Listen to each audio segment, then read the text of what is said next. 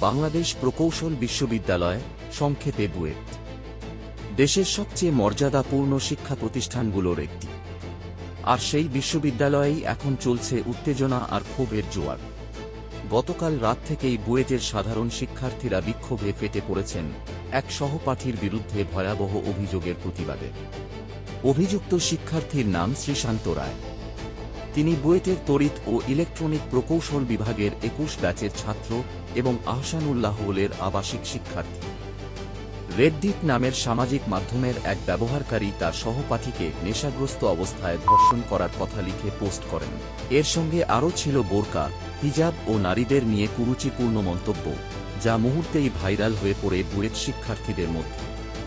এরপর মধ্যরাতেই বুয়েটের সাধারণ শিক্ষার্থীরা জড়ো হন বিশ্ববিদ্যালয়ের কেন্দ্রীয় খেলার মাঠ সংলগ্ন ডিএসইউ ভবনের সামনে। তাদের দাবি একটাই, অভিযুক্ত শ্রীশান্ত রায়ের ছাত্রত্ব বাতিল এবং তার বিরুদ্ধে ধর্ষণ মামলার তদন্ত শুরু করতে হবে অবিলম্বে। শিক্ষার্থীরা জানান, রেডডিট আইডি এবং শ্রীশান্ত রায়ের ব্যক্তিগত তথ্যের মধ্যে একাধিক অদ্ভুত মিল পাওয়া গেছে। ১. রেডডিট ব্যবহারকারী নিজেকে বুয়েট ই-21 ব্যাচের ছাত্র হিসেবে পরিচয় দিয়েছেন। ২. মন্তব্যে যে বাসিলস ব্র্যান্ডের ইয়ারবাডস ব্যবহারের কথা বলেছেন, সেটিই ব্যবহার করেন শ্রীশান্ত। ৩. জুন মাসে রেডডিট পোস্টে মুস্তান, নেপাল সফরের উল্লেখ ছিল, ঠিক সেই সময়েই শ্রীশান্ত নিজের ফেসবুকে সেই ভ্রমণের ছবি দিয়েছেন। ৪. তার লেখার ভঙ্গি, ভাষা ও টোন সবকিছুই নাকি মিলছে অভিযুক্ত শিক্ষার্থীর সাথে।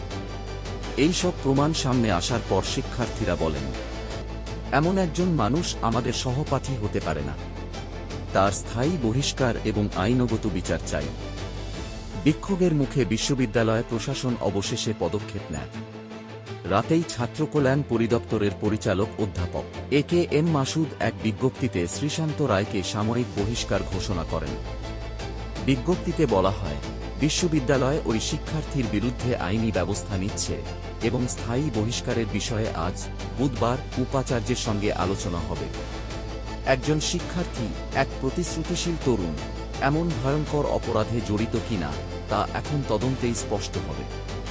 তবে এই ঘটনাটি আবারও মনে করিয়ে দিল, বুদ্ধি, মেধা আর ডিগ্রির চেয়ে বড় হল মানবিকতা ও সম্মানবোধ। এরকম আরও আপডেট পেতে আমাদের চ্যানেলটি সাবস্ক্রাইব করুন।